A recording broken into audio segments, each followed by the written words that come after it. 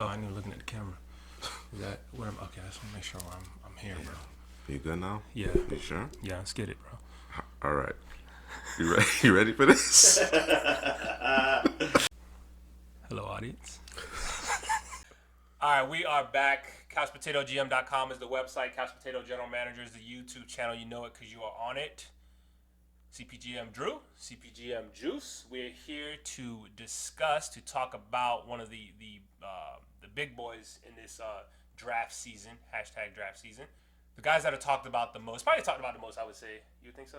Talked Yeah, about the most, yeah. just good or bad, whatever it is. Yeah, definitely. You know, it's all, you know, it's going to be the quarterback position. You know that. Justin Fields, quarterback from Ohio State. A lot of people taking shots at the guy, you know, talking about, you know, he's a one read guy or a first read guy. Just to combat that, if the guy is open, what are we talking about? Like what?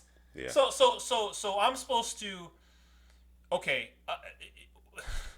I'm supposed to be thinking, all right. So I can't throw to the first guy. I can't throw to the guy that's open, my first read, because I'm thinking about what people are gonna say. So let me not throw to that guy and look to my number 2 and my number 3 when you don't have to. It doesn't make sense. It's just, and I know, you know, some of that is, you know, you're trying to downgrade the guy because you know you want him to fall to a specific team. But Sure. come on, bro, what are we like? It's just the ridiculousness of it. While he does have, requisite athleticism to be considered a dual threat guy, Correct. he is a pocket passer. Right. You watch him carefully. He is a pocket passer.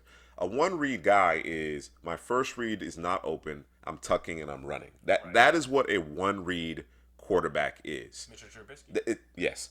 It's very different. It's very different when your first guy just happens to be open on a consistent basis. Right. But again, you watch his film, you watch him play against some of the stiffer competition when you get into the college playoff and the Big Ten championship and week in and week out, and you see him cycling through those progressions. Right. You really see him cycling through those progressions. That his perhaps one of his best games in terms of when you consider the totality of it, right? Just making timely big throws, standing in the pocket, taking the big blows, and understanding that you're going to get level, but standing in there and delivering the football, getting knocked out of a game, coming back. That Sugar Bowl against Clemson was masterful. Right. Was masterful. And of course we can talk about, and I know you're gonna I'm gonna let you make your point with respect to how that whole game worked out. But I'm not just talking about the counting stats with respect to that. Like I mentioned, his willingness to stand in there and deliver the football on a consistent basis, just staring down the barrel of the gun, you can't teach that. It's also a narrative that, he doesn't want it, that he's not working hard. And I don't know where this is coming from. Again, it could be very much what you're saying, the smoke screens, trying to get, his value depressed a little bit so somebody can move up and grab him. But again, watching the film, he's doing a read option with the running back. The running back is out the gate, one man to beat. Who's running down the field to make the final block on the play? Justin Fields. The quarterback. That's ridiculous. You know what I'm saying? Just the effort, the intangibles, his smarts. Typically when you have guys in these spread offenses, they don't have a lot of responsibility in terms of getting protections right, getting into a different play. They this past season, Justin Fields, he held some of that responsibility. That goes a long way. That shows the maturation and his continued development. He doesn't have the best arm in this class. He doesn't. But it's plenty for the professional game. Right. And I personally believe that if you get him in a West Coast system, even with more, snaps from under center and turning his back to the defense, just his ability to make plays on the perimeter and in terms of the waggles and the boots, and then of course his short to intermediate prowess. That isn't to say that he can't get the football down the field, but he really thrives in the short to intermediate, getting the ball to his receivers, his tight ends, his backs, giving them an opportunity to make plays. There were some great throws where he threw the receiver open. There's one particular play, I believe, in that same Sugar Bowl that really stood out to me. It was a slot fade, right? Yeah. And the corners actually, or the safeties actually has pretty good leverage. Right. But he takes the receiver directly to the pylon and puts it on his back shoulder, drops it in the bucket. You know what I mean? This guy, like I said, to me, and I try not to put an overwhelming amount of emphasis on intangibles, but the production is there. Okay, the requisite arm talent is there. the mind for the game is certainly there. When you start really talking about intangibles and how he stacks up against the other quarterbacks, the Lawrences, the Wilsons, Trey Lance, Mac Jones, he might be number one for me. Right. In terms of that aspect of it, in terms of what's going through his head. Right. You know what I mean? Which is a huge part of playing the quarterback at the pro level. So at the end of the day, where he goes, what type of coaching he gets is probably going to go a long way in terms of how successful he is. That's just the nature of the business. But I personally do not understand this campaign to depress his value. You brought it up earlier. I know we had discussed off air. Talking about him in that Clemson game, and word on the street, different things I was reading, seeing, and stuff is that Ohio State's essentially been preparing for Clemson. Sure. Because if I'm not mistaken, they lost the year before to Clemson. Yep. And so they've been preparing throughout the entire year for that off.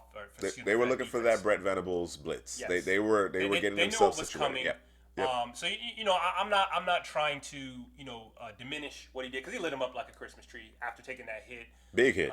Excuse me. Skalski, knocked the stuffing out of him. And he shouldn't have got ejected, but Yeah, I agree there, but how that go?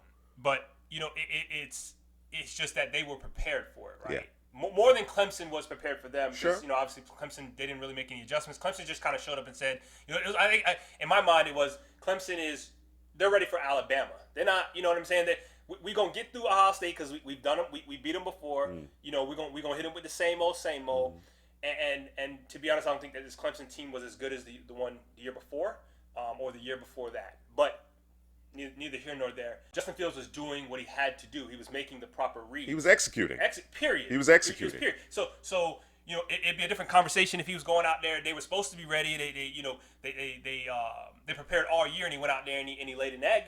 But no, he did what he was supposed to do with all of the learnings and all of the preparing for Clemson. Lit him up like a Christmas tree. Absolutely. I'm gonna say it again. Watching the Michigan State game of not last year, I think it was the year before. I watched that game and I was like, this isn't a good game. You know what I mean? But again, like you said, he's a tough guy. He was hanging in there. It was ugly. If Michigan State had a little bit more offense, some more horses, sure, they might have been able to get Ohio State.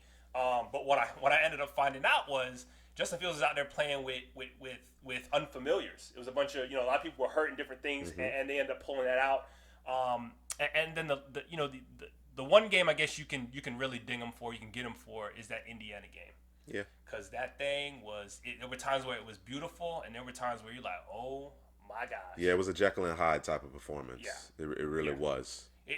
There was a lot of, and it might have been one of those things where they just kind of rattled his cage, and he just really, on specific plays, he was staring down the receiver, trying to force it in there. Didn't really go through the progressions, but Indiana was bringing that heat, bro. It was crazy. But, they ended up pulling that game out. Initially coming into the season, there's a couple things I wanted to see from Justin Fields. I saw most of what I wanted to see. Like you said, I think he is a West Coast, his best fit. If you want to see his max potential, it's not Air Coryell biscuit, biscuit type offense. It's let's dink it, let's dunk it, let's play action, let's take our shots type of thing. And he can add that extra element of getting outside the pocket. And there's one more flaw. Just thinking about it. Please run. You have legs. Use them. You don't have to stay in the pocket. You're not a statue. I think it's one of those things where a coach is gonna have to say, "Hey man, listen. You want to get hurt, or you want to." So here's the thing about that though. So I'll push back against that a little bit. Yeah, there's been some instances where he should have probably tucked it, and like I said before, he has plenty athleticism to make plays with his legs. Right. But typically when he does tuck it, he slides. Correct. There are quarterbacks who don't know how to protect themselves. Yeah. He certainly knows how to protect himself when he becomes a ball carrier. Right. Now when he's being a passer, he's moving around in the pocket. He does a good job of climbing. Typically, he navigates slides left, slides right, keeps his eyes downfield. He doesn't necessarily drop his eyes to the rush. There's occasional of locking on to a receiver, but generally speaking, he's working through his progressions. He's manipulating the coverage, the safeties. Right. Like I said, there is so much to work with Justin Fields. I don't understand the narrative. This guy has since probably before the Elite 11 days, he's been compared to Trevor Lawrence, who is the number one quarterback in this class, right? Yep. That's been the case, from pole to finish. It's been Trevor Lawrence is the guy, right? Right. Well, he outplayed Trevor Lawrence Yeah, he did. this past season. He did. He took his lumps in 2019. Right. Right? Learned. Took his lumps in that game when Clemson ultimately went on to play LSU in the national championship. That was the Fiesta Bowl. Comes back, faces Clemson again in the Sugar Bowl, and as you mentioned, that was their national championship. Right. But he executed to a T, especially after taking that big shot and having to come out of the game for a while, Right. toughing it out. Like I said, I try not to put too much emphasis on intangibles as it pertains to quarterback, because we've seen that before, where the guy isn't good at anything other than he's a great leader and he's a quality athlete. You know who I'm talking about? Yeah, that guy. The greatest college football quarterback of all. Apparently. I'm just joking. Apparently. At any rate, this guy has, like I said, not elite arm talent, but the requisite arm talent, right, to make all the throws. It's what's needed. And what's beaten in his chest and what's between his ears is what makes me believe in him. Right. I think he's impressive. Again, landing spot for all these quarterbacks is going to be a determining factor in all likelihood. But I have the utmost confidence that you're going to get Justin Fields' best. We talk about not scouting the helmet. Ohio State has had a history of quarterbacks not necessarily translating to the NFL level. I'm not concerned. I'm not concerned with this guy because the mentality, his approach. Right. The one thing, you talk about weaknesses. The one thing I would like to see is him speed up his process a little bit. Right. There's quiet feet, and I'm okay with that. But I'd like to see him speed up his process just a little bit. It's going to be the game's just faster. The NFL game is just simply faster. But like I said, I think he certainly has the tools to be successful. You get him in the right offense. You protect him. You protect him because he will stand in there. He'll allow his receivers to uncover. He'll get to the right read, given the requisite time. And of course, as coaches encourage him to leverage his athleticism a little bit more, he can extend plays for you. He can extend drives for you with his legs. So yeah, man, I kind of like him in that 3-hole. Him or Trey Lance is kind of what I'm looking at in that 3-hole to San Francisco. So I'm gonna go there in just a second, but in terms of the previous quarterbacks, like you said, don't scout the helmet, but you can't help it sometimes. Just like Sure, this position usually is not good when it's drafted from this school for whatever reason. But USC, Sam Darnold. Wow. Yeah, Wow. Tua just got started. He just got started. Yeah. When you look at the quarterbacks, the JT Barretts of the world, the Cardell Joneses, those two guys are pretty much similar in terms of their style of play. And then you talk about a Dwayne Haskins. JT Barrett and Cardell Jones really weren't throwers of the football. They were guys who could run and who could throw the football. But when you talk about the Cardell had a hose. No, he had a hose. hose. But I'm talking in terms of being a consistent drop back. He was a thrower, not a passer. Yes, exactly. Yes. And then you have Dwayne Haskins who maturity issues. Exactly. Maturity we out here in the strip club. When you're the starting quarterback, you just got the job, Mask off. and mask off, and you're supposed to be leading your team who's potentially on a playoff run. Like the mindset isn't there, bro. You're not ready. You're too immature. Money got to you. You're not there. When you have a Justin Fields who, of all the things we spoke about, he looks like he's like football is what he wants to do. Yes. I'm taking He's this buttoned seriously. up. Exactly. He's buttoned up. I take this. I left Georgia because they was over there slipping. Yep. And I came over to Ohio State, and look where I'm at now. Right? Absolutely. So to bring up the fit, we like San Francisco. Systemically, it makes a lot of sense. It makes a lot of sense. Like I said, West Coast system. Right. He's going to be able to get on the edges. Right. When they kind of run their stretches and waggles and boots and he's going to be able to those level concepts. He's very good at. Right. You know what I mean? I think he can. And like I said, he has the acumen. He's been asked to do things that typically you don't see quarterbacks that operate in spread offenses do. Right. You saw a little bit of that. He was given some control and freedom to kind of adjust and be that leader on the field, right? In terms of pre-snap. I think that would be a good landing spot and kind of pairing him up with Kyle Shanahan. I also believe Trey Lance, his skill set kind of works with that as well. Right. You know what I mean? But yeah, Denver as well. You know, Pat Shermer's offense is very much that of a West Coast approach. You know what I mean? And I think short to intermediate, Justin Fields is going to be a problem for folks. Right. I think he's going to make the right play more often than not, and he has enough gumption to take the kill shot when it presents itself. He's not going to hesitate to take the kill shot. Right. You know what I'm saying? But still, he's going to do a good job of just kind of keeping you ahead of the chains. And I don't think anything you put on his plate is going to be too much for him.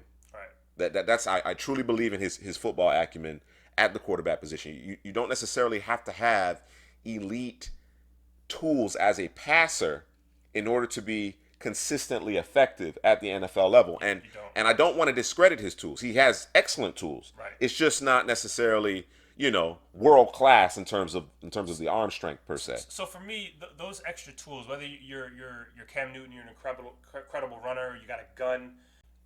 Or you can throw off of different platforms. He's a nice balance across the board. He is. He's a nice balance across the board.